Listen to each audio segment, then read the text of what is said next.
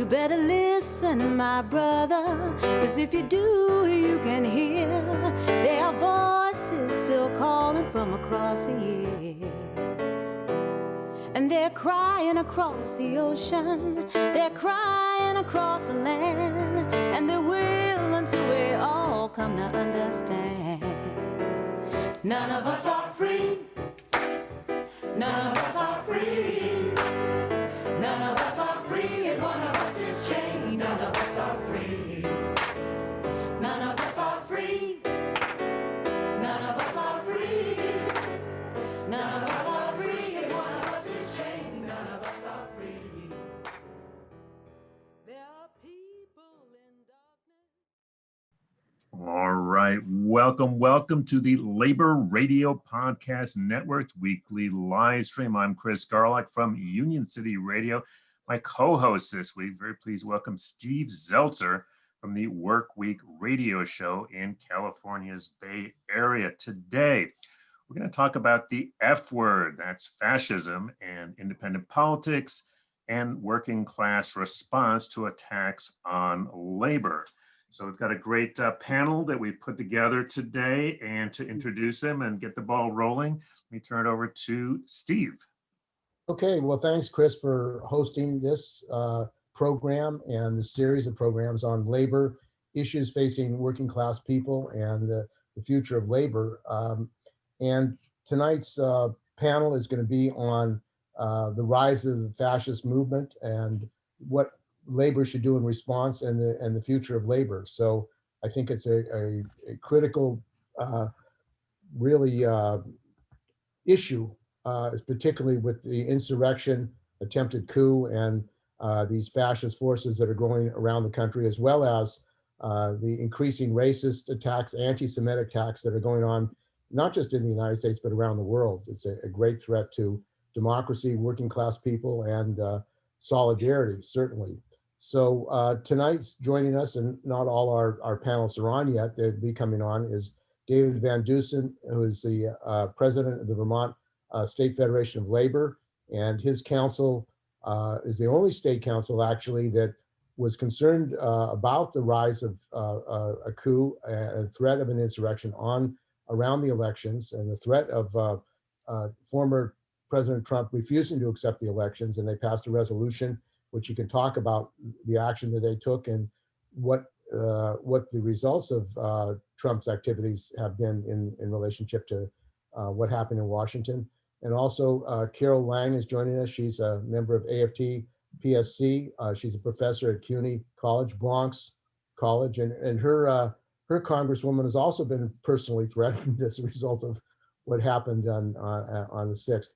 So anyway, why don't we start, and the other panelists will probably be joining. So David, why don't you introduce yourself and talk about the resolution that you passed, your debate in your state fed, and what your concerns are as far as going forward for working people and labor in this country. Right. The Vermont AFL-CIO from the start took threats of a possible Trump coup long before the election very seriously. Our own Senator Bernie Sanders, who you may have heard of, began to sound the trumpets about his concerns some months before the election. We had a number of discussions with various leaders and various locals leading up until our October and then November elections, and then our convention. We asked our members to have a robust discussion debate about the ramifications of a possible coup and what we'd be prepared to do in a reaction if that was to come to be.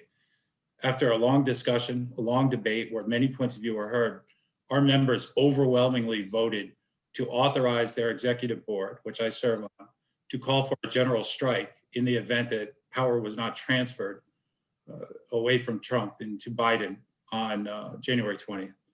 So we were prepared to pull that trigger. We had conversations with allies from various political groups, city councilors across different communities across Vermont.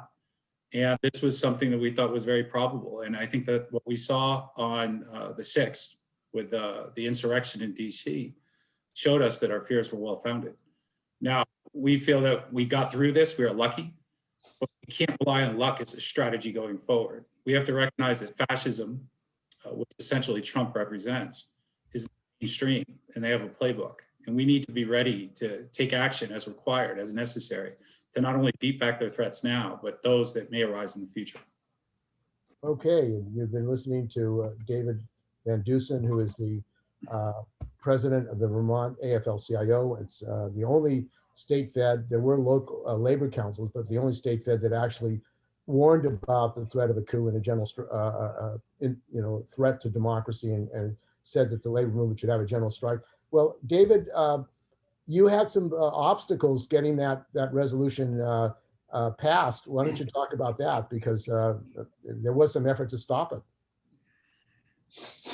Well, Steve, I'd rather not air all the dirty laundry in public, so to speak. But let's say that there were some powerful people that opposed us taking that action. We talked about it, and there could have been ramifications for us as a result.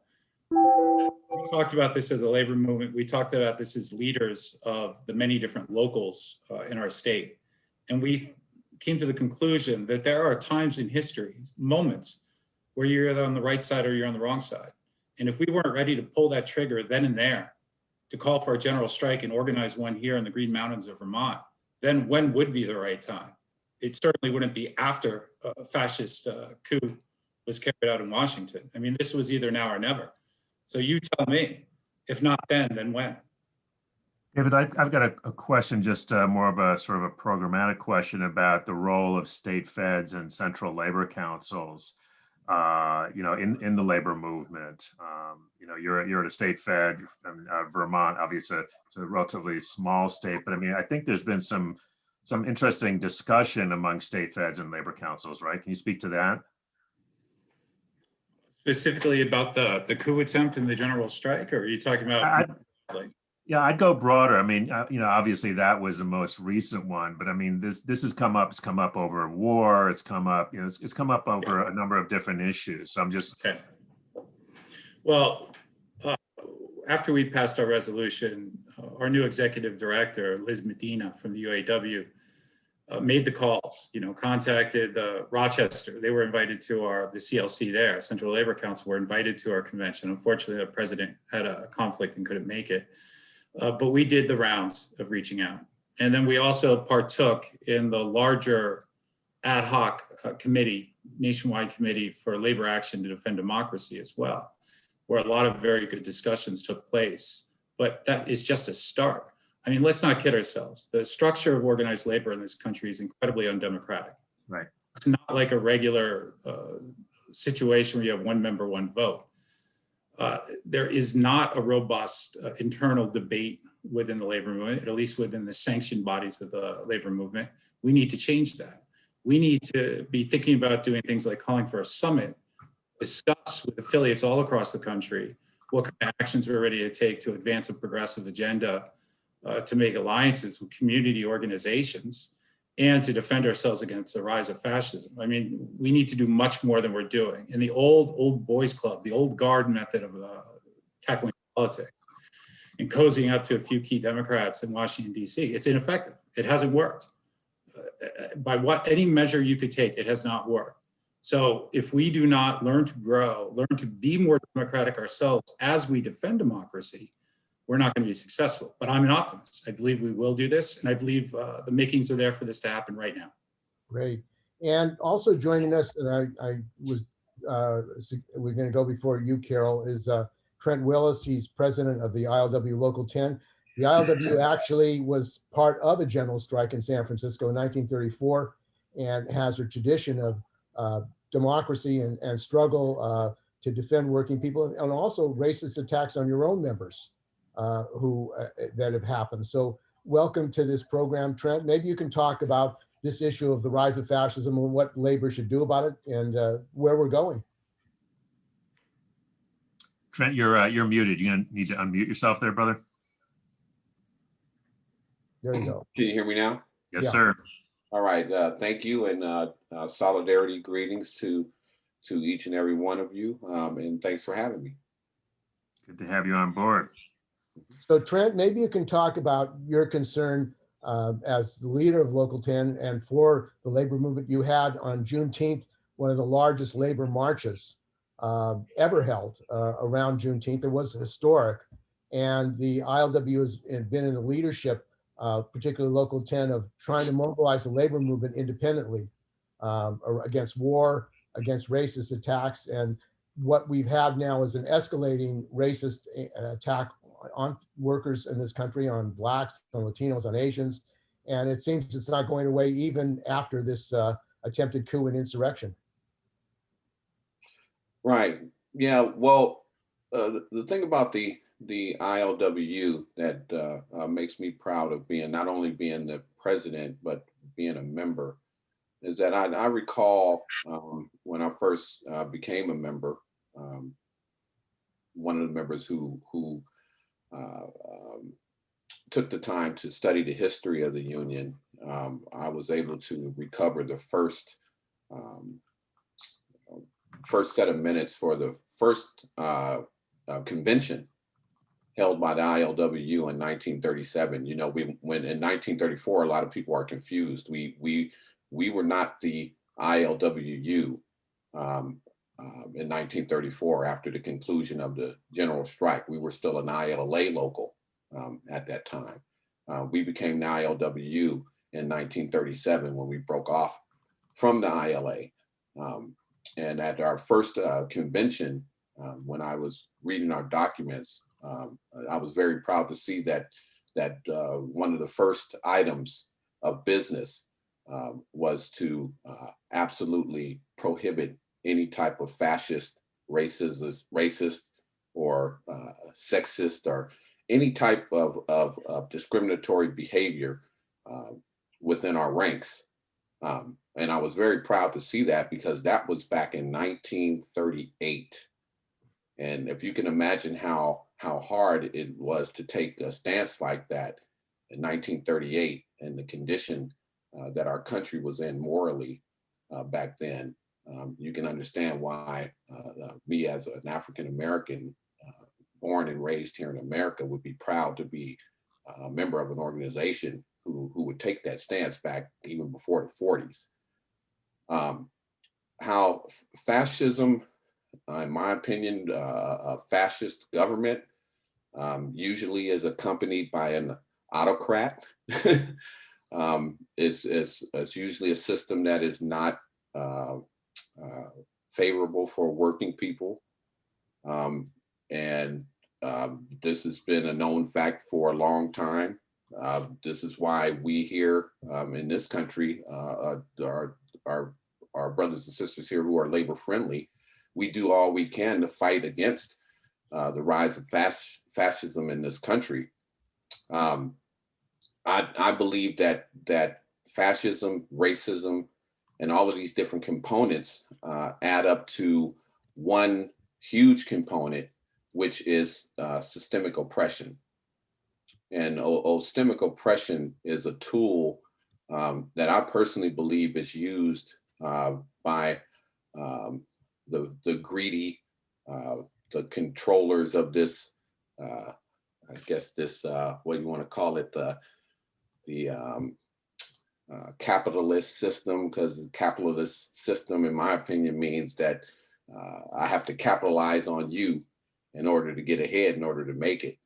And that is the direct opposite ideology of a union. Union's ideology is working people work together. We all feed each other and make sure we all eat, make sure everyone's taken care of. So those two ideologies are clashing. And fascism is just one of the tools that the controllers of systemic oppression use to divide workers. Because if you can divide workers and get them to concentrate on racism and being racist against each other, you know, thinking about all of these side items instead of thinking about uniting and coming together under common causes, then you as a person who is capitalizing on everyone's labor is getting away scot-free. But once those workers decide to say, hey, I don't care if you're white. I don't care if you're Chinese. I don't care if you're Muslim. I don't care if you're a member of the LGBTQ community. I don't care about any of that. I don't care about identity politics and all of these different things that are thrown in the pot when we're trying to organize for workers' rights. If we can get to the point where we're organizing under one banner as workers, then there are going to be a lot of very rich people that are going to be in a lot of trouble in this country. Amen, brother. Hey, Steve, before you go to Carol, I think she was up next, but do you want to introduce Mehmet? Yeah, Mehmet Bayram is a member of Pacific Media Workers Guild in San Francisco. He's a journalist, and particularly he's been reporting on the labor movement in Turkey and the struggle there against repression and the government there who Trump was getting along with quite well, Erdogan. They had a lot of common things that they did, attacking minorities, attacking journalists, and repressing the labor movement. So, welcome. Yeah, well, thank you very much, everybody, for this broadcast and also for inviting me. Yes, I've went through several fascist coups, and I've personally saw what it meant for the working class.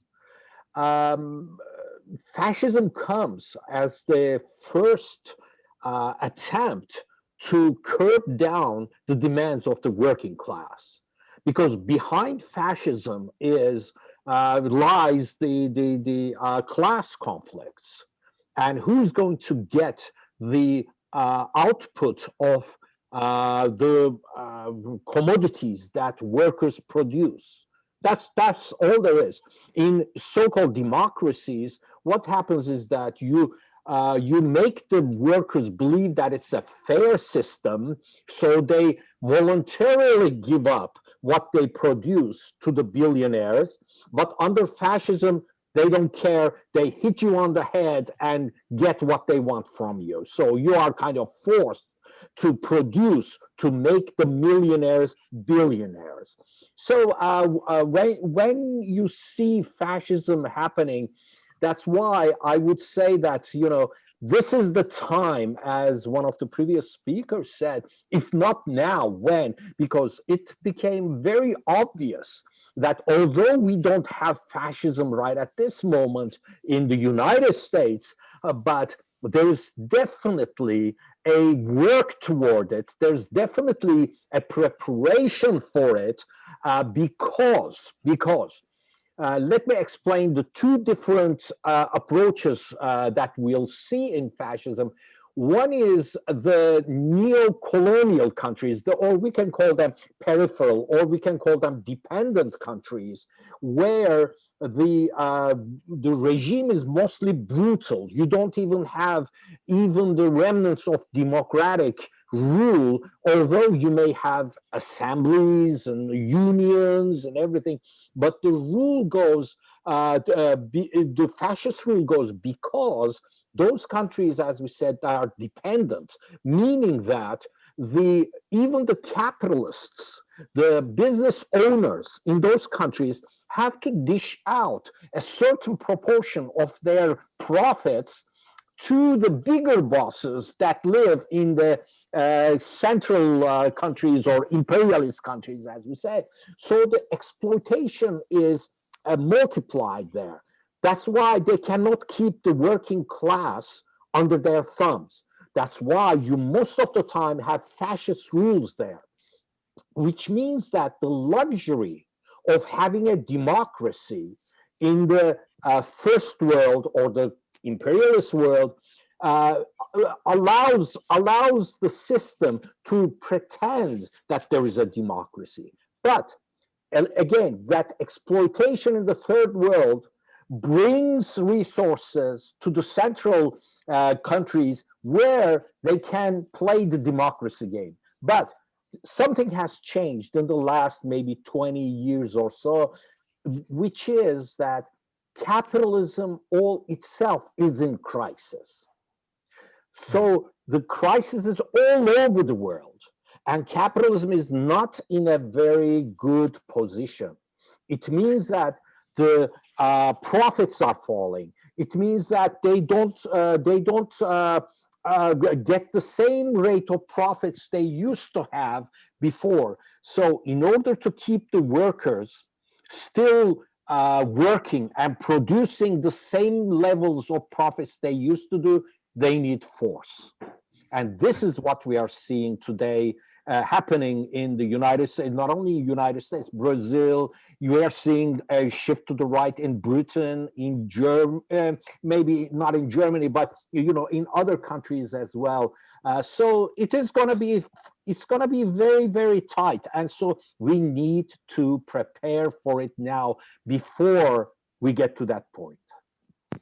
So let's get Carol in on this conversation. I saw you nodding there, Carol. Looks like, what are your thoughts?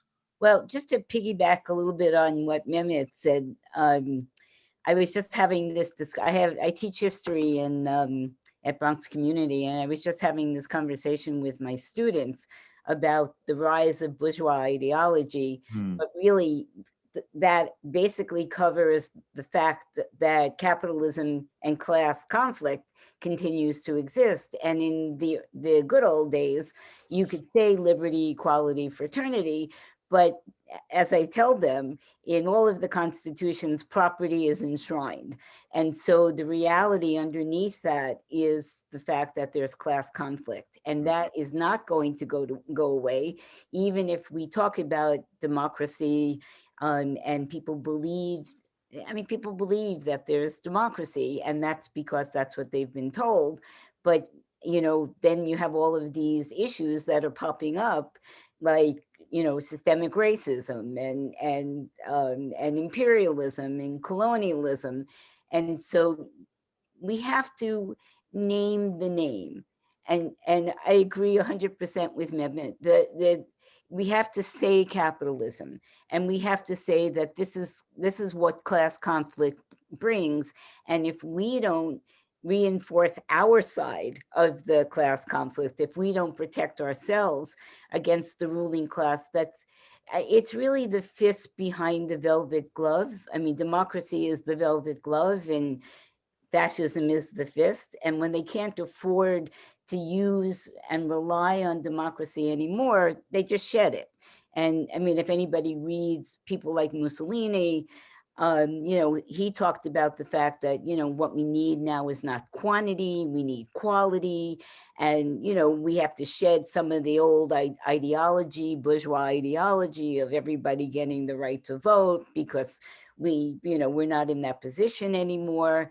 And so the problem is that nobody, or hardly anybody, and in my opinion, the left falls into this as well, is willing to say the problem is capitalism and that the working class needs to fight for socialism, because without that, I think we can have expectations that there's going to be another war, and the United States is going after China, and I don't know that that's going to work out that way, but the need for war not only gains more profits for the capitalists, because then they have a reason to, continue with their war industry, but it creates the illusion that somebody in some other country is actually the problem.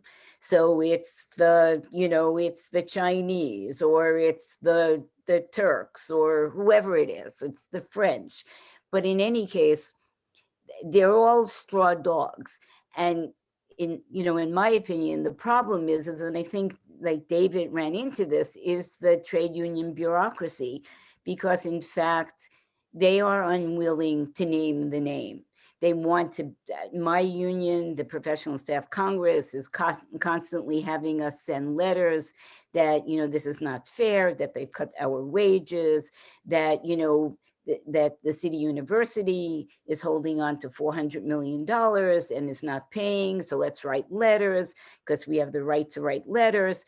But in fact, the real muscle is withholding our labor.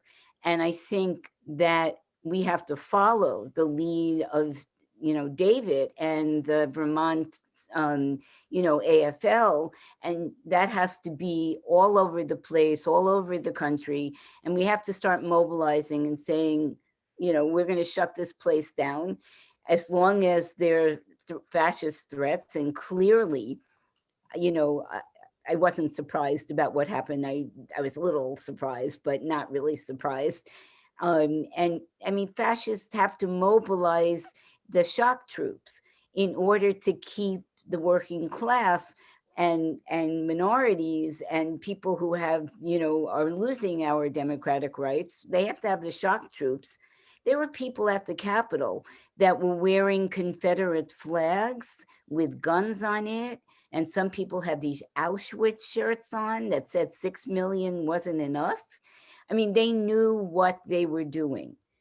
And Trump knew what he was doing, and he was relying on the more backward elements in all of those. Some of them were workers, but many of them were like middle-class engineers. Some of them were unemployed, which is what the fascist movement generally consists of. So in order to beat them back, the working class has to mobilize, not from union to union, but in a general strike across the country. And we have to make sure to defend the rights of all of the democratic rights of all the people who are being attacked, the Blacks and Latins and, whoever the bourgeoisie is gunning for. But ultimately, we have to make the socialist revolution if we're going to end the threat of fascism, because it's never going to go away, because capitalism is going to continue to be in crisis. And that's just the reality of capitalism. Carol, I want to ask you something about teachers and COVID, which I think is relevant, but I think we have got to take a very quick little music break. And Steve, we're going with Stand Together. Did you want to set that up at all before? Evan's not going to play the whole song, just a couple of minutes, but it's the first time I had heard it. Did you want to say anything about it before we play a little bit of that? Oh, it's a great song about everyone coming together, working people coming together, and let's go with it. All right, we'll be right back. That was nice. Cool, right? Yeah, it's great stuff. Hey, how do you say that band name? I think you probably don't say it the way it looks, right? Evolve, I think. I'm not sure. I've got to look at it. All right, we'll figure that out. Hey, Chris Garlock here, Union City Radio. You're watching the Labor Radio Podcast Network's weekly live stream. We've got David Van Deusen from the Vermont AFL-CIO, Mehmet Bayram from the Pacific Media Workers Guild, Trent Willis from the mighty Longshoreman Local 10, and Carol Lang. She's a professor at City University of New York. And of course, my co-host, the one, the only host of Work Week Radio. Very quick question for you, Carol, then I'm going to turn things back over to Steve. But one of the things I was thinking when you were talking about fighting back, I know it's happening here in DC, it's happening in Chicago. I mean, teachers are fighting back against these, reopenings for COVID. And is it stretching a point to think that this is related to the kind of fight back that you're talking about? I mean, it feels like a fight back, even though I know that they're not fighting over wages or but it is working conditions, right? Mm-hmm. Well, I'm in the AFT, but I'm in a separate local. Right. I think that they're absolutely right, because you're right, it's working conditions and they're going to die if they go to work. Unfortunately, in New York City, it's illegal to strike. Right.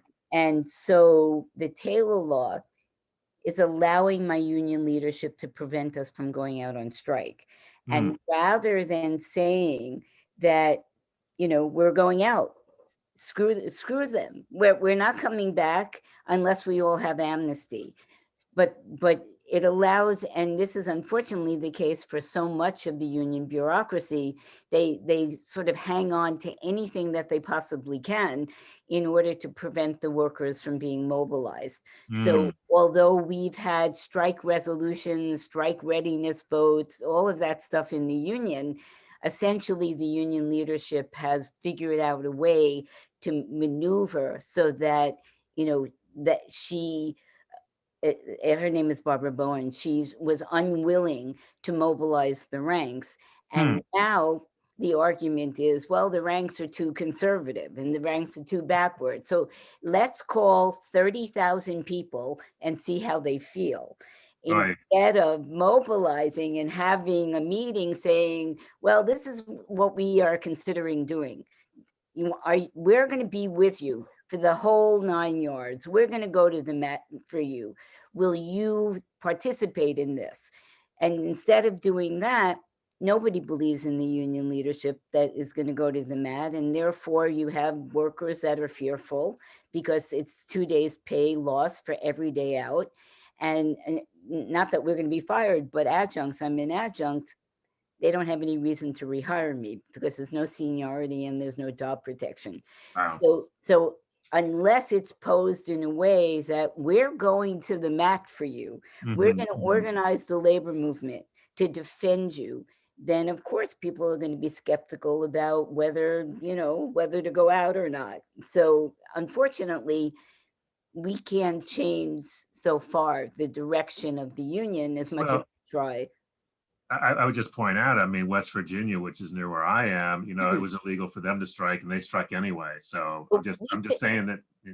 We say that, but West Virginia didn't have a bureaucracy. But New York has a very strong labor bureaucracy. So, which is unfortunately the difference. Bureaucracy.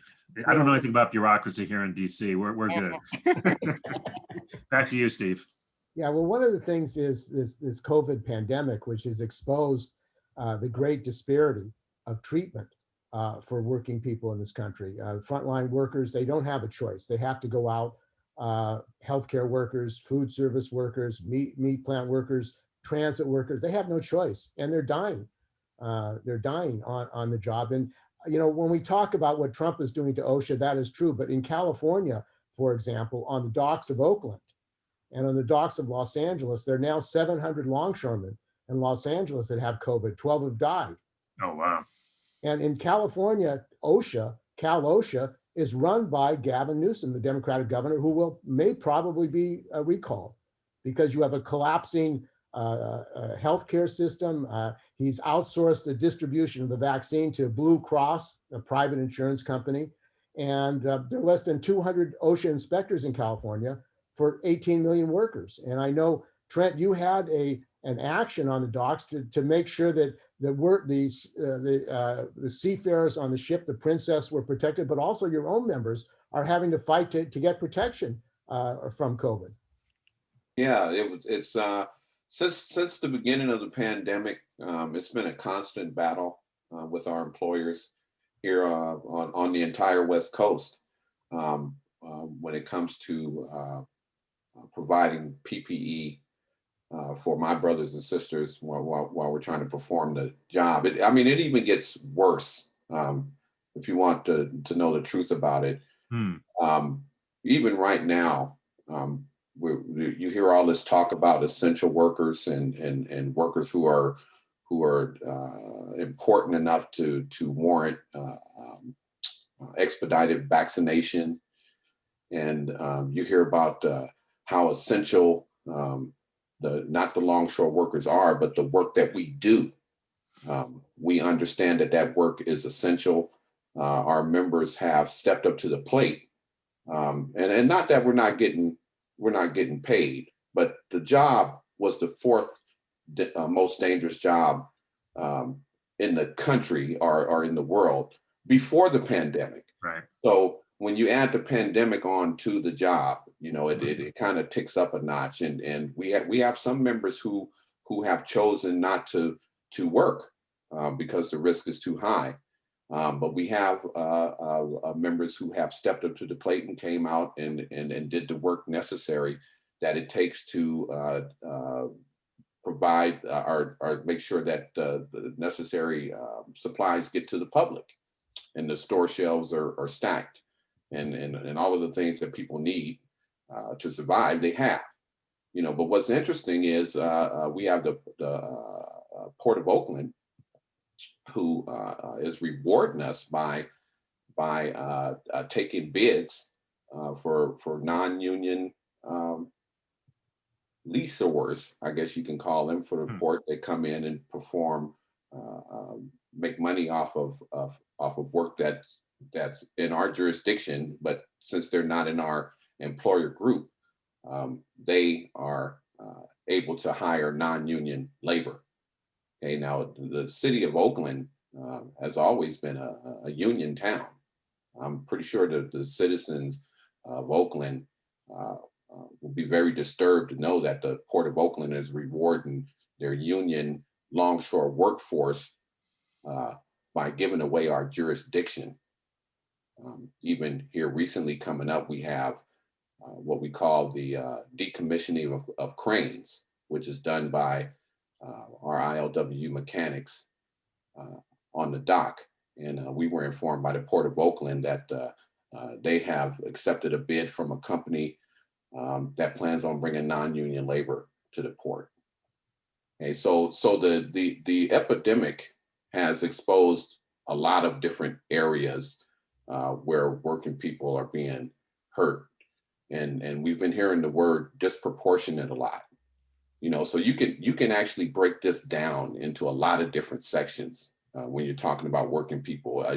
We could talk about African Americans and how the pandemic is disproportionately affecting African Americans, and how can you talk about that, Trent? I wanted to ask you about that, because I mean, here in DC, it's been a huge issue, and I'm assuming out where you are as well, right? Yeah, because my local is actually predominantly African American. It's I believe it's about 72% African American. Wow. Our local. We've actually been faring, knock on wood, here pretty good so far. We've had a few tragedies. However, but we actually dove right into the prevention protocols immediately, and we had to pressure the employers. There were a few disputes, a few work stoppages, and you know, things like that that had to take place for our employers to understand some basic guidelines that we needed to keep ourselves and our families safe. You know, for example, during auto operations, you have what we call buses that take members back and forth to the cargo ship, and then they drive the cars to go park them in a determined area. Well, we simply demanded from the employers that our members don't interchange vans, that if you have 3 persons per van, that those same 3 people stay with that van to stop the chance of cross contamination. And they fought us tooth and nail on even though that was going to cost them no money.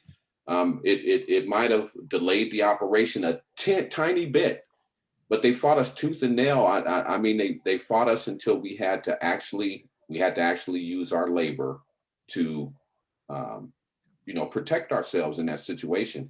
And I'm thinking a call to CNN might have done the trick. Well, I mean, there's been things going on. We've had to stand by because they refused to sanitize the machines we used to work with there when the pandemic first started. We've had to, I mean, we literally had to put our heads down and swing out there, and it's gotten a little better, but there's still apprehension from the employers to put the necessary protocols. Well, not to put the protocols in place. The protocols have been put in place, and the employers have agreed to them. To honor those protocols has been a struggle, and to stick to the true interpretation of those protocols. You know, so the employers always have a different meaning of what something means. Yes, so, yeah, spray and wipe doesn't mean spray and wipe to them. It means spray and leave, you know, that kind of thing. So we've had those struggles, and I completely agree with Sister Carol when she talks about the only tool that we have as working people is our labor. Okay? And we cannot let anything divide that. And I mentioned that when I spoke the first time, meaning identity politics, racism, sexism, any of the isms, they can't be allowed to be interjected into that formula, because when you allow that into the formula, it prevents everything. It even prevents us from organizing. When we're organizing within the labor movement, we have these divisive issues that keep us from organizing effectively. You know, I remember when we were organizing, Steve remembers this, we were organizing for a May 1st rally. And we had the advocates for police brutality getting into it with the advocates for mass incarceration. I mean, that's just dumb. You know, that's basically the same cause. You know, you have a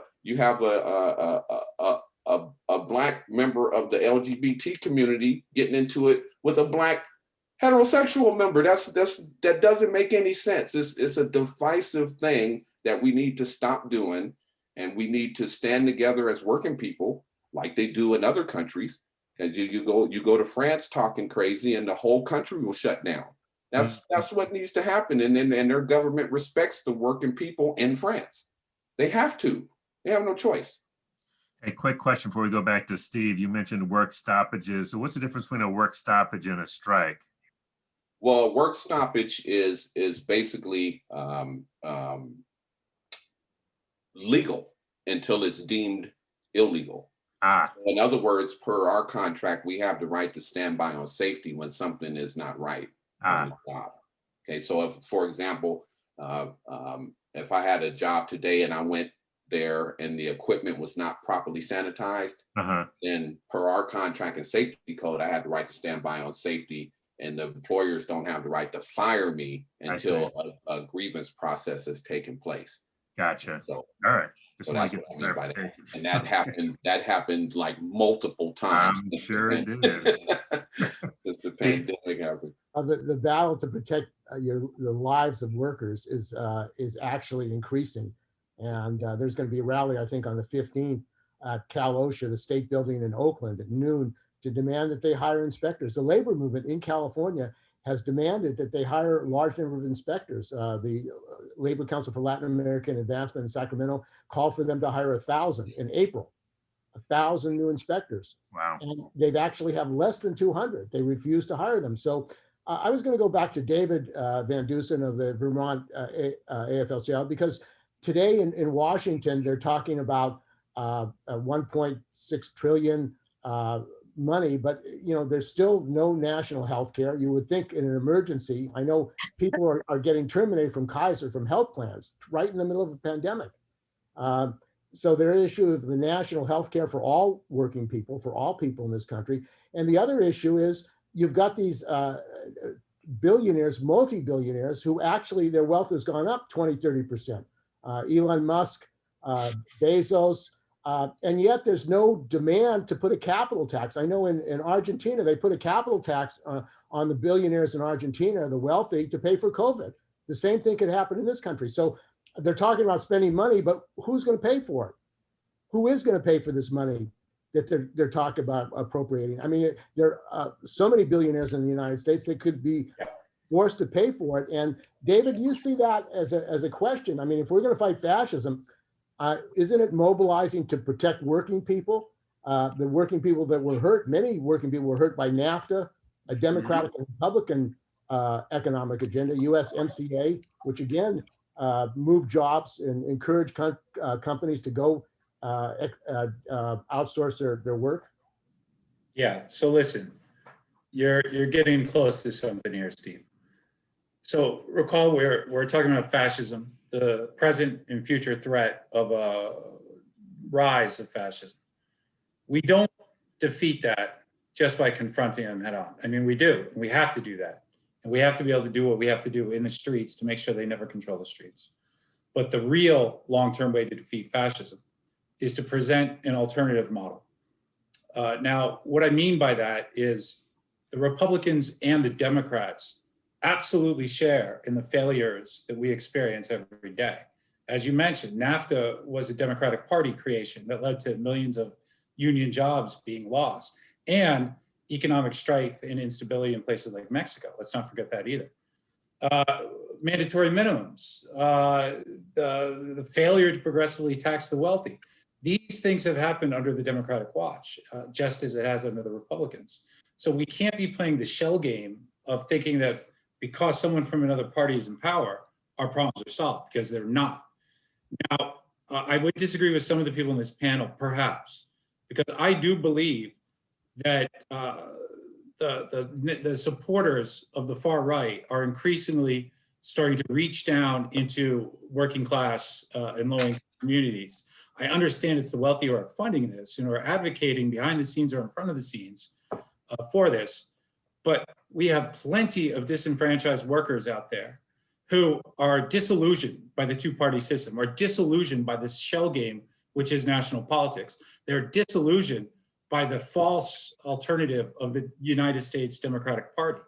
So if we as organized labor do not show that there's another way, that there's a truly progressive way, one that embraces things that a majority of Americans, by the way, support, like single-payer healthcare, like truly livable wages, like prevailing wages all across different sectors, like universal access to paid family medical leave. If we do not create that alternative, and if we do not create the power base at the shop floor in the communities to push that through, to make that a reality beyond the limitations of the two major capitalist parties, then we will fail to get those alienated folks who are left out of the system increasingly on board with a progressive left-wing alternative. So that's one of the challenges before us. And if we do not embrace things like single payer, if we do not fight tooth and nail to achieve things for the common good, not just our narrow self-interest as unions. I mean, we got to worry about our contracts and our raises too. But if we don't go beyond that, then we are going to fail to create the mass of working people needed who are going to be able to shut down workplaces, that are going to be able to shut down this country, who are going to be able to fight back physically, if need be, against fascists as they rise throughout the United States. So that is what the labor movement must do. We cannot put our eggs in the basket of the Democratic Party. We cannot put our eggs in the basket of traditional forms of lobbying. We must build a truly mass movement, which is radical, which is progressive, and which is based on actual working people and union-led. And that raises the question politically about the question of a labor party. There was a movement for a labor party earlier, Tony Mazzocchi, and it wasn't able to go forward. But it seems like the need for a working class party, a political party with a program that is going to take up these issues, these class issues, and these issues of capital. I mean, the right of the capitalists to rule is what we're talking about, because you look at this Amazon union organizing campaign that's going on right now. And Bezos and Amazon are going all out to crush those workers, to prevent them from joining the union. Yet there's no mobilization of labor. There's no demand that it should be criminal to prevent workers from joining unions. It should be criminal to prevent workers from protecting for violating their health and safety. I mean, workers are dying because these companies, JBS and other meat companies, don't want to pay for it. You know, one of the interesting points that needs to be made in this discussion is in China, Tesla in Shanghai, they protect the workers. The longshoremen in China are being protected. Why is it in China that workers who are doing the same work, working for the same companies, are protected, but here they're dying on the job? And that is because these companies run the U.S. government. That's the only reason I can see. Because well, if I may, very briefly, now I don't want us to make a fetish out of the notion of a political party. Now, first of all, one thing I think I would agree with most panelists on, the Republican Party and certainly the Democratic Party has failed us, right? Absolutely failed us. Having alternatives to that is important and meaningful. I myself am a proud member of the Democratic Socialists in America and a member of the Vermont Progressive Party. We have a third party, which is pro-union, which is pro-left, which wins races statewide and to the State House in Vermont, which is based on these premises that we're talking about like healthcare for all, livable wages for all, union rights for all. So there are models out there that work. We need to build those alternatives, and we need to do it from the bottom up, absolutely, either by building out the Vermont Progressive Party into a national party, advancing the Movement for a People's Party, that's another alternative, or another alternative to those two. But I still would argue that we can't fetishize political party building. The real power comes at the bottom up, comes at the shop floor, it comes in the communities, and that's got to be our starting point. When we have solidarity amongst ourselves, as Brother Willis says, that is when we are strongest. And we could have a party beyond the Democrats, beyond the Republicans, but it needs to reflect the unity we've already built at the bottom. So, just to let folks know, we've got about 6 minutes, and then what we do is we'll wrap at the top, and we'll come back afterwards just for an informal session. So I want to get everybody get their last licks in before that. So Carol, then Trent, then Mehmet, and then we'll wrap up with Steve. So Carol. Well, I definitely agree with David that we have to build from the bottom up. But the fact is that from my experience in unions for many, many years, I have seen nothing but obstruction. And I used to be in DC 37, which was run by the DSA or members of the DSA, and they were even more bureaucratic than the union that I'm in. So, and as far as I can see from the DSA, they go and support Democratic Party candidates if they think that they're radical enough to give them support. But none of those people are in opposition to the system. And we can build, and I think we need to build, and I've been looking forward to a mass movement in the United States for quite a long time, but the contradiction still remains.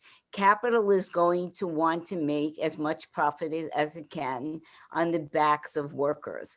And that means, as Mehmet was saying before, that as the capitalist crisis deepens, they're going to use more scare tactics, more brutal tactics, fascist tactics against the working class. And our defense against that is to build a working class movement and to meet them in the streets for sure.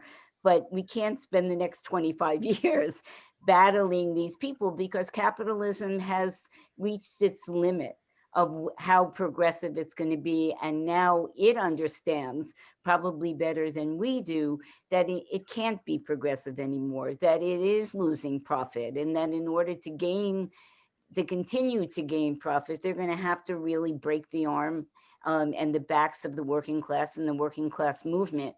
And I think that unless we have an alternative, I agree with you, but unless we ultimately have an alternative that says to the working class that we have a socialist society where the profits are, there's not a question of profits, where the wealth is shared among the people who do the work, that ultimately we're going to end up in a fascist society and possibly in another world war.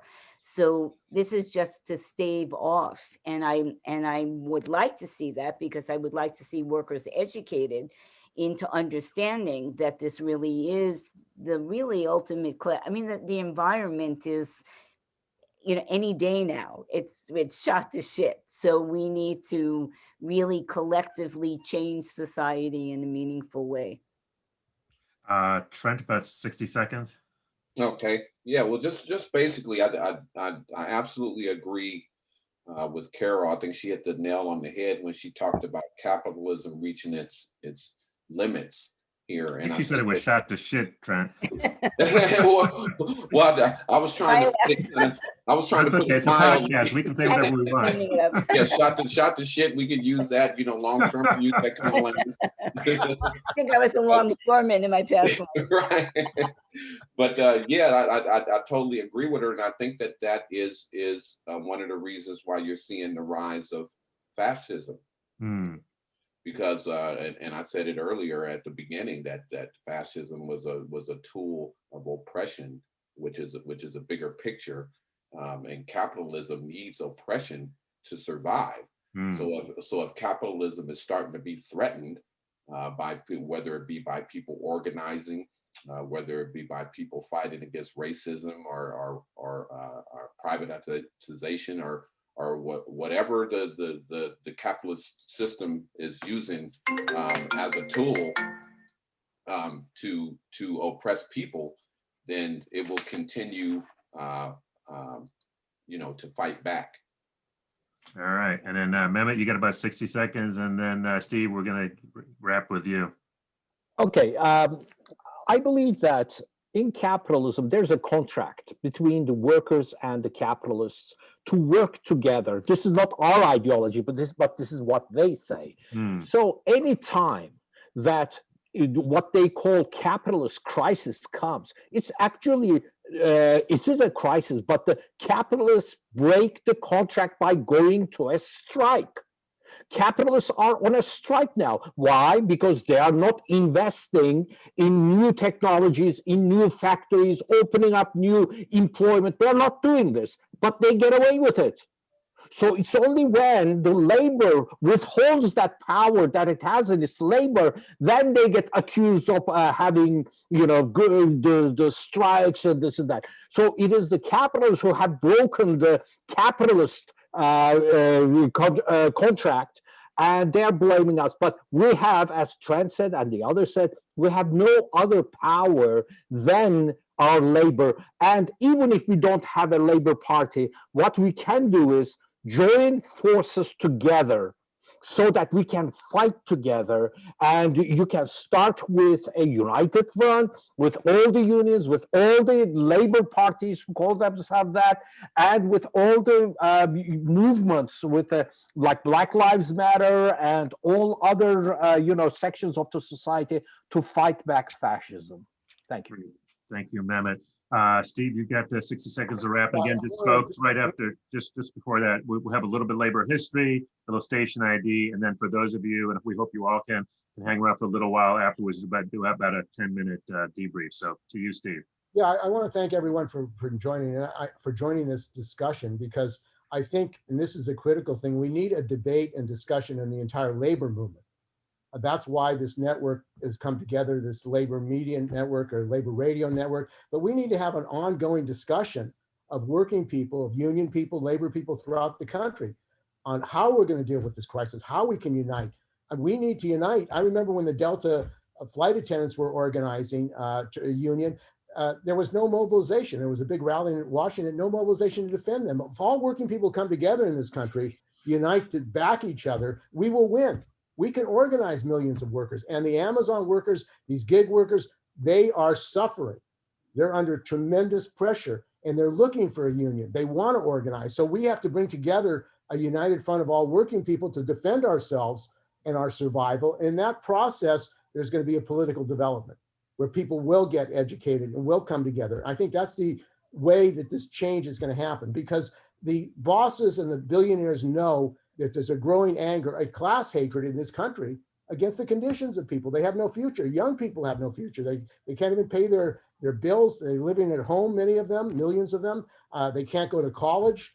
College should be free for working people. So there's the basic structural problems now that are coming to the head, and this COVID crisis is really driving them forward. So I think time is of the essence. We have to start debating, discussing, and build a broad national debate and discussion in the working class to unite all working people. That is a critical question now, I think. And can I just say something real quick before we move on? Sure. I meant to mention, and Steve knows about this, that was the purpose of us planning the Million Worker March in 2004. It was an effort spawned by the ILWU Local 10 to organize working people in our own name, independent from the Democrats and the Republicans. To organize it doesn't matter. We talk about different political parties. It doesn't matter the political party. It's to getting the politician to do what the hell we're telling them to do. Sure. Okay. And we talk about these parties' ideologies. We don't care about your party ideology. You do what we're telling you to do as citizens. And that's what we got to get them to understand. Cool. So hold those thoughts. I could say we're going to do a quick little labor history, give us a little context there, station ID, and then come back and let our hair down for about 15 minutes. So thanks to all of you for spending time with us. As Steve said, that's what this network exists for. We're not going to turn it around overnight, but by having these conversations and by having our own media that we control, I think that's really going to go a long way towards it. So thanks to all of you. Thanks to Evan Papp, our executive producer. David, what are you showing us there? I can't see that. Folks want to look up the platform of the Vermont AFL-CIO, progressive in the country. Look at our website, our 10-point program for union power. All right, we'll get the link for that. Again, thanks to Evan Papp, our executive producer. We'll have a little bit of labor history, then we'll be right back with a little post. We call it our after party here, so stick around. Hold on, we'll be right back. Thanks again. I'm Rick Smith, and this is Labor History in 2. On this day in labor history, the year was 1908. That was the day the U.S. Supreme Court ruled on the Lowe versus Lawler case, also known as the Danbury Hatters case. In 1902, the United Hatters of North America attempted to organize the fur hat company, D.E. Lowe and Company. Lowe refused to meet with the union. The union struck and called for a nationwide boycott of Lowe hats. The AFL assisted in popularizing the boycott. They worked to convince retailers and customers not to buy from Lowe. The company sued the union's business agent and hundreds of its members. Lowe claimed the union violated the Sherman Antitrust Act of 1890 by interfering with interstate commerce. The Sherman Act had been designed to control big business monopolies, trusts, and cartels like the Standard Oil Company. An 1893 case, United States versus Workingmen's Amalgamated Council of New Orleans, established that the Sherman Act applied to labor unions as well. In the Danbury Hatters case, the Supreme Court ruled that the union combined to restrain trade or commerce among several states. The union countered by arguing that the union did not interfere with the transportation of hats and were not themselves engaged in interstate commerce. But the union lost. In addition to violating the Sherman Act, the court argued that individual union members could be held personally liable for damages incurred by their unions. The union was eventually held liable in damages amounting to $235,000. The AFL pushed back, demanding reforms in the Sherman Act. Partial reforms came with the Clayton Antitrust Act of 1914, but it would be another 20 years before the Norris-LaGuardia Act would exempt organized labor from antitrust injunctions. Labor History in 2 brought to you by the Illinois Labor History Society and The Rick Smith Show. Thank you.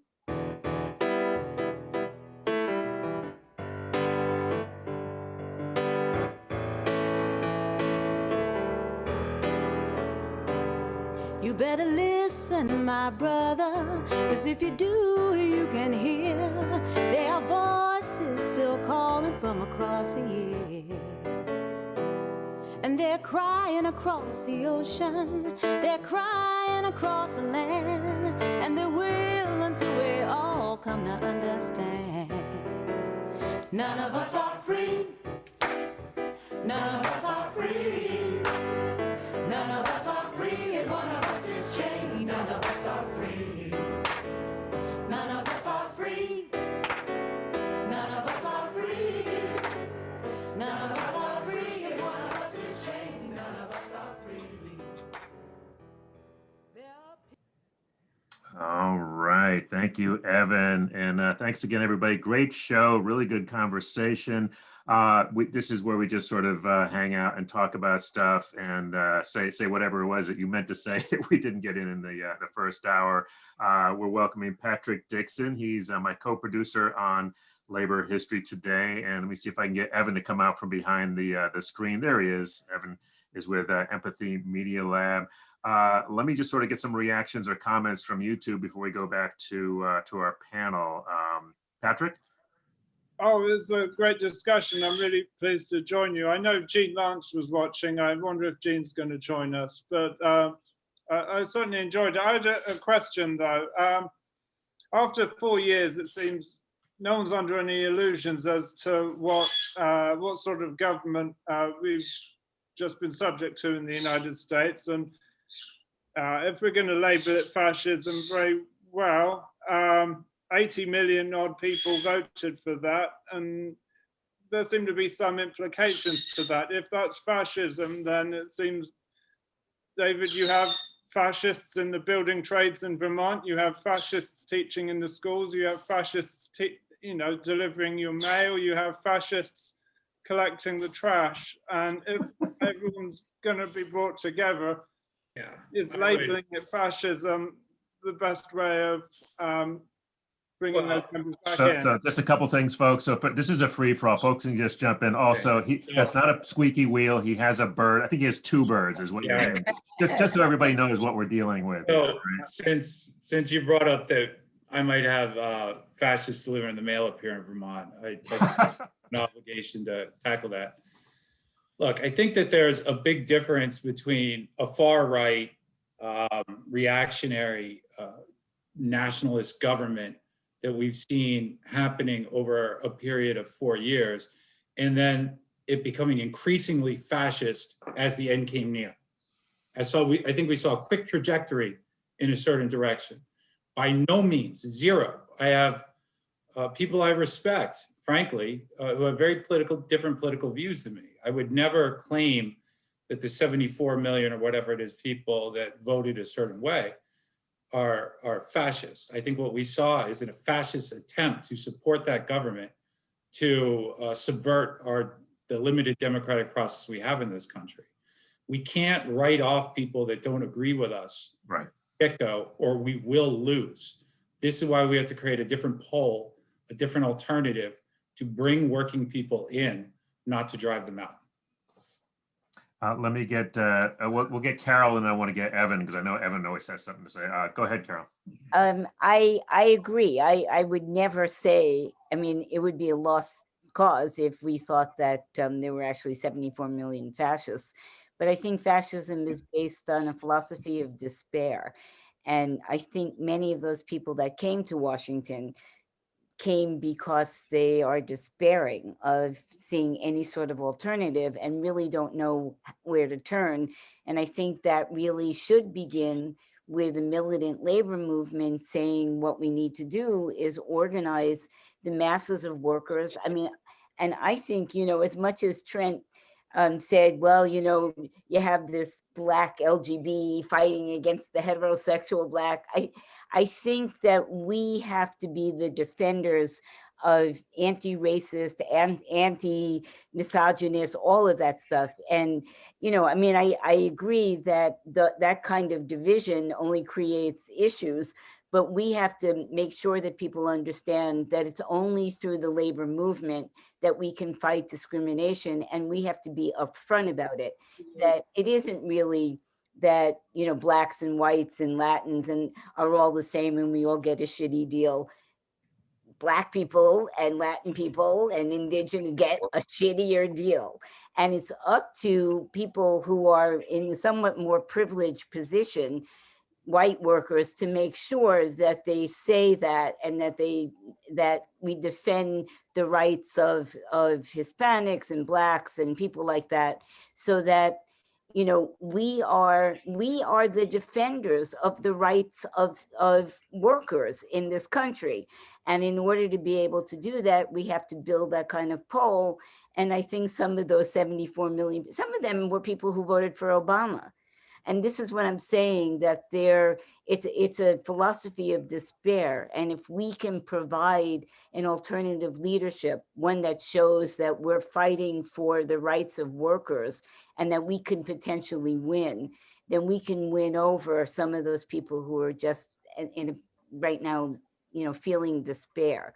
But we really have to say that capitalism is always going to be this class conflict.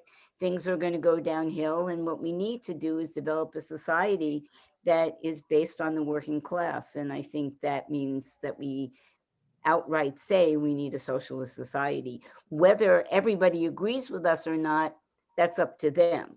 But I think we have to be honest about what we think the real material conditions are that exist, so that as people begin to become more radicalized, they'll know that what we were saying, you know, has validity and, you know, has to be considered as a real possible alternative.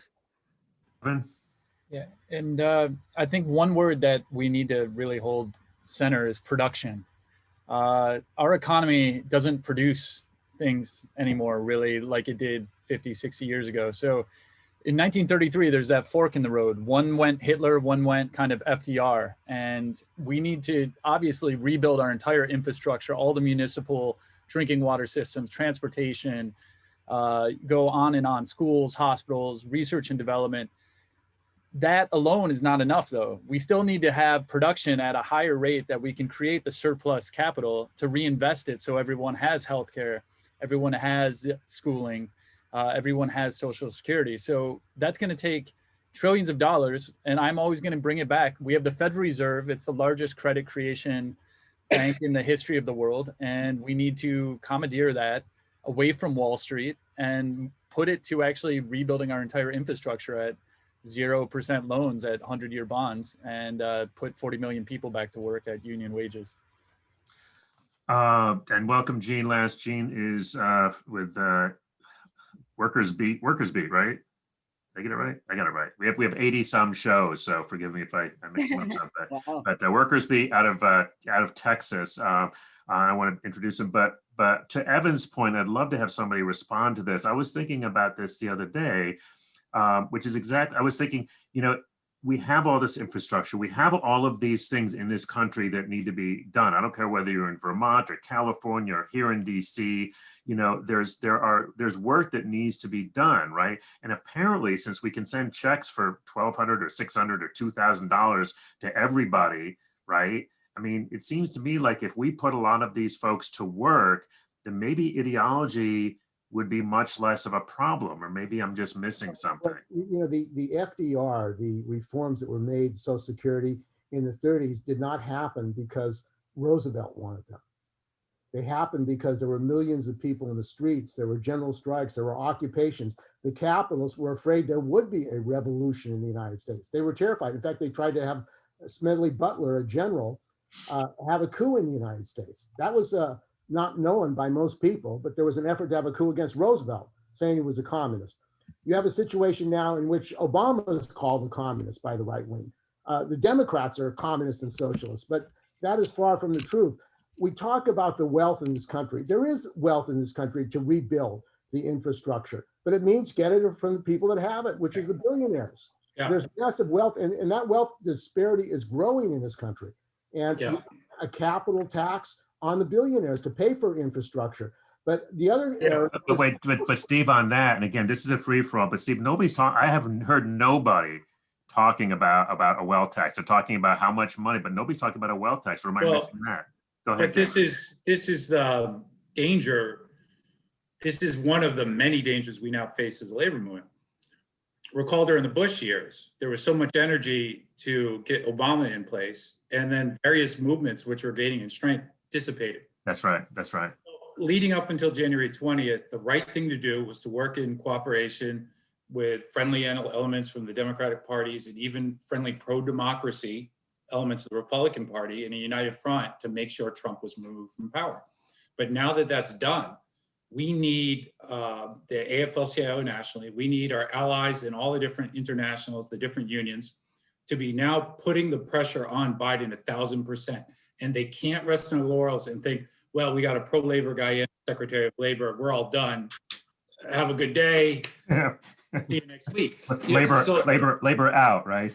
Yes, and that's the exact thing we can't do. We got to be mobilizing now from the base. Well, let me just jump in again.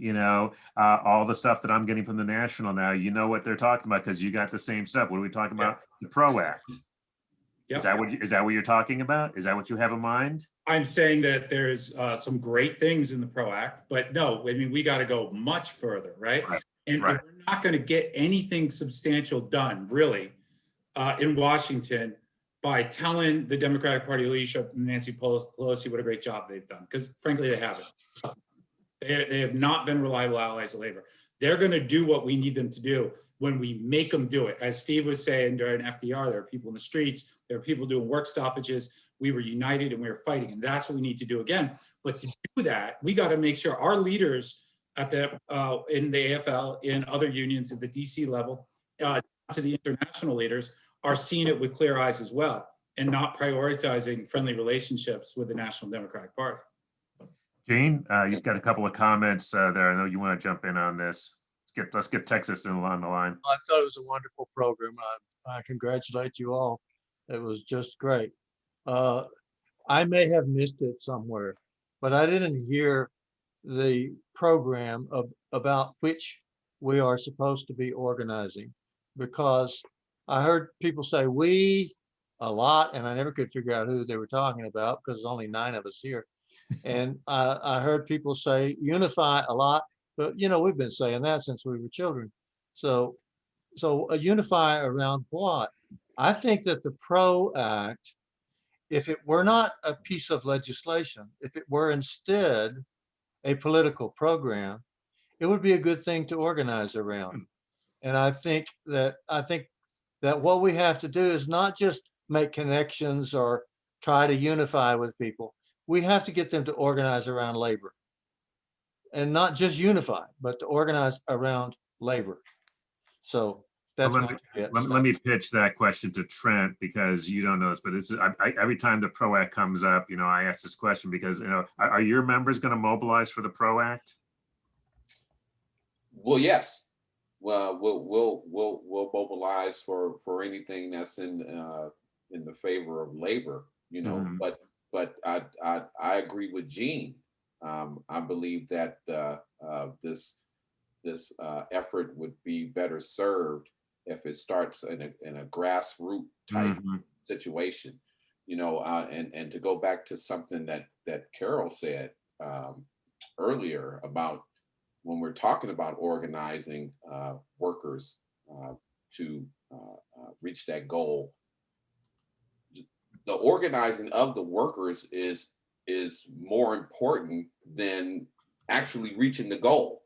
And what I mean by, we got so many disenfranchised people in this country feeling the effects of negatively from capitalism, which I believe started back when I was too young to even do anything about it in the 80s, when Ronald Reagan, with his trickle-down economics program, devastated a lot of people's futures, including mine, and my ability to do a lot of the things that even my parents were able to do.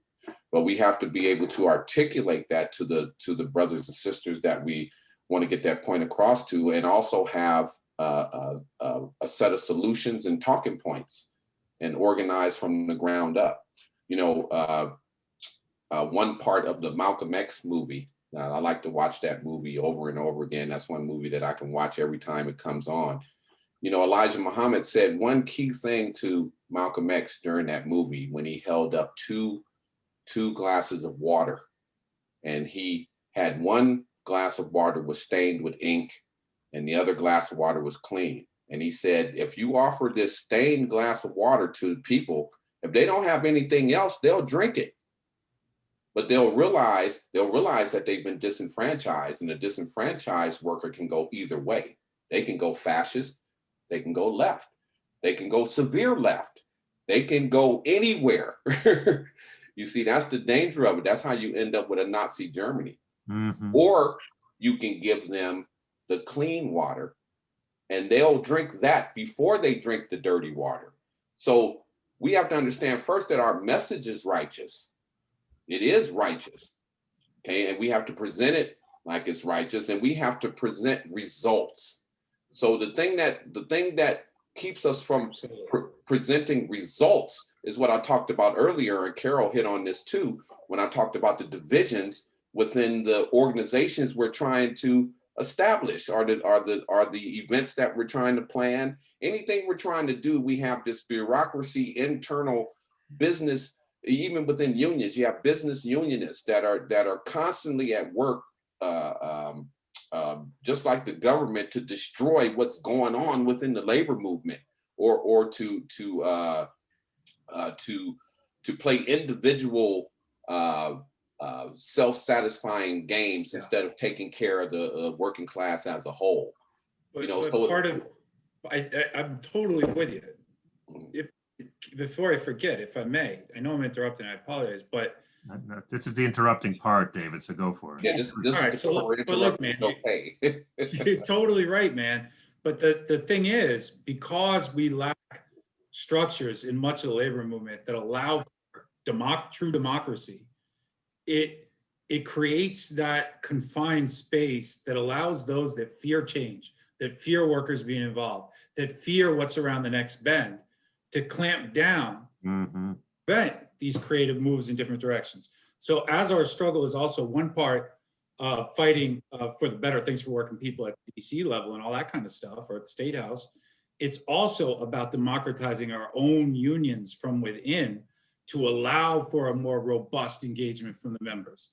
So, I mean, it's a multi-front war. Right, there's always this push where when you're talking about a class struggle, any organization we're talking about, even if it's the mighty, like you said earlier, the mighty ILWU, which I'm very proud of, there's still a necessity to organize within the ILWU to get the results that you see coming out of the ILWU. There's not, that the ILWU as a whole is not this militant union and every member there is like, yeah, we're this good, you know. Really? That's not what I hear, Trent. we do have opposition to some of our stances from members within, and but the democracy setup that we have benefits us in a way where we get to influence our members in a way where it's not absolutely controlled by the business unionist controllers, if you know what I mean. Trent, I think one of the things that you have is you have this, your local specifically, and your union specifically has this very sort of proud tradition of militants and independence that, not to say that you couldn't be bureaucratic, and there probably is some bureaucracy, but there is this tradition of that. And one of the things, and you know, Steve and Patrick and Evan and I have talked about this, you know, this is one of the reasons we, you know, I think that the labor history stuff is so important, that the movement itself actually has a real history of militants. And, you know, Vermont, one of the things, you know, that Liz has been doing is digging up all this amazing, you know, labor history that people have forgotten. And in West Virginia, when the teachers there went on strike, even though they were not supposed to, and they wore red scarves, they wore red scarves because they knew that their grandparents had worn red scarves when they struck. And so that was really interesting that even a couple of generations later, that they had sort of rediscovered their own history. And I'm kind of wondering if that's something that we need to get back in touch with. Not having a Labor Party or a Workers' Party means, in part, that we aren't learning labor history. Labor history, and because if you don't have a political party, a working class political party, what history are you going to get? Working class history is hidden. You know, Howard Zinn talked about it. We did a program, he did a presentation, The Hidden History of the American Working Class. He didn't know about unions until he went to work in a shipyard. But one of the things I think, an optimistic way that we talk about organizing. The workers at Amazon, the workers at these companies now are looking to how are they going to defend themselves. And the Amazon workers, when they try to organize a factory, if they try to have a strike, if we have 20, 30,000 workers come together to support them and shut down that warehouse until these workers do get organized and they are backed up, then that can be a tidal wave. And I think what happened in New York with the Teamsters was very significant, because there were workers all over coming to support these Teamster produce workers, IBT 202. It was creating a tremendous movement of workers saying, look, your struggle is our struggle. We need you to win because you're going to help all working people. And I think that is really on the agenda. We cannot have another situation in 4 years in which it's the Democrats and Republicans and nothing else. Well, Steve, just to chime in here real quick, I agree with what you're saying. However, you know, when we talk about the Democrats and the Republicans, I think we have that discussion a little bit too much, because even if you go back to when Roosevelt was elected, he was elected on the backs of labor. But when he got elected, what did he say? What did he tell A. Philip Randolph when he came to collect on all of the promises that Roosevelt made to him? He said, okay, now it's time for you to make me do it. Make me do it. He said, you make me do it, because he had to have political cover. Okay, so anybody in office is going to have political cover from big business in this country. They're going to have to say, no, the people made me do it. Now the one unique thing about the ILWU and any other union that's been successful in this country is that when it came time for the fight, which was in 1934, the members made a very important decision.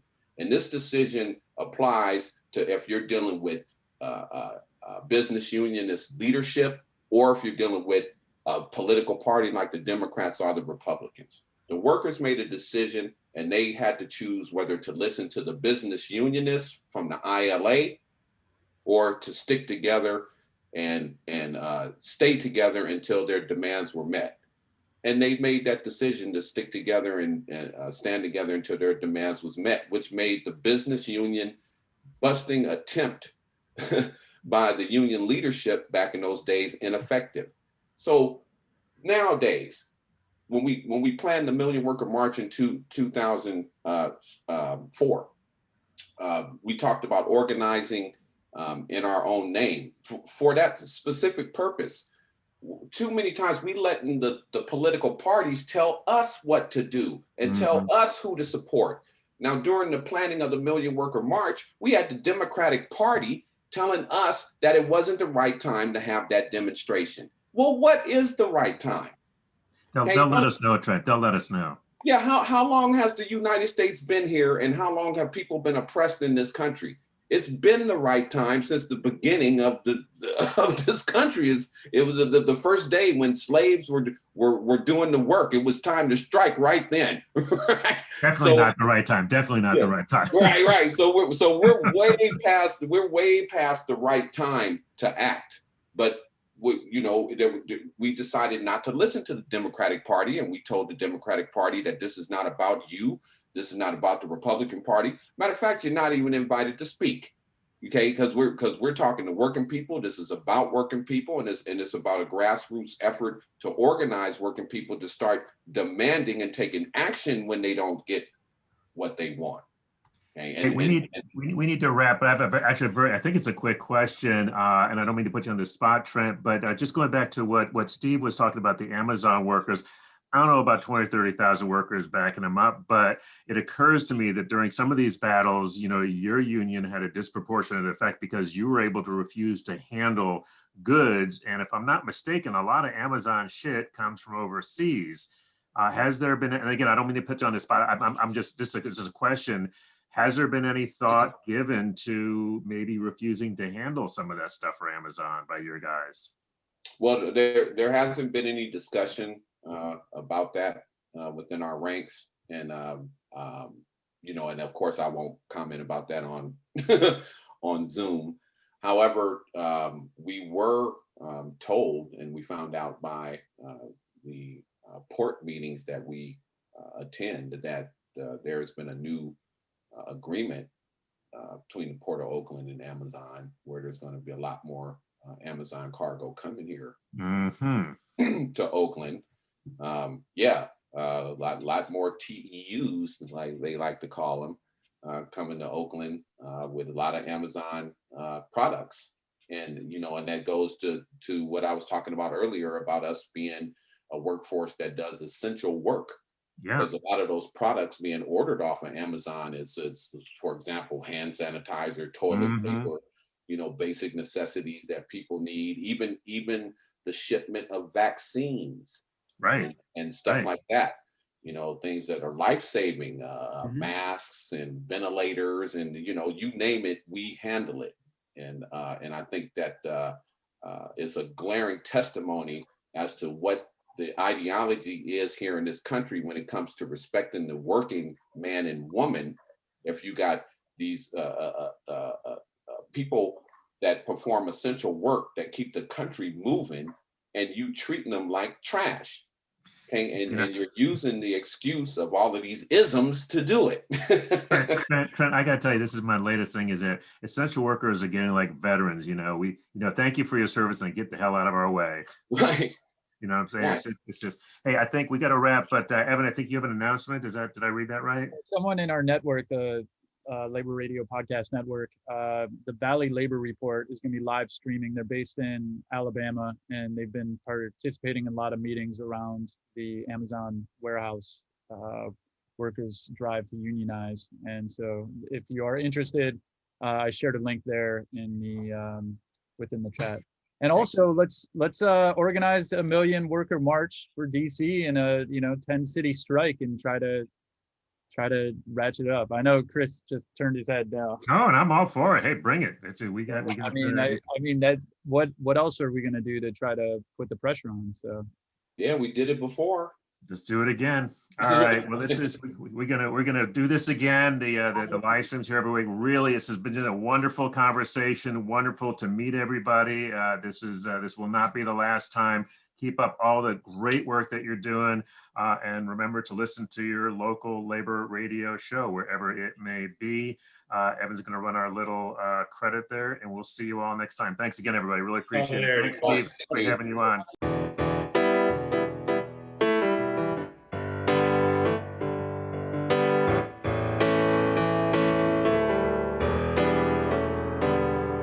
better listen, my brother, 'cause if you do, you can hear there are voices still calling from across the years. And they're crying across the ocean, they're crying across the land, and they will until we all come to understand. None of us are free, none of us are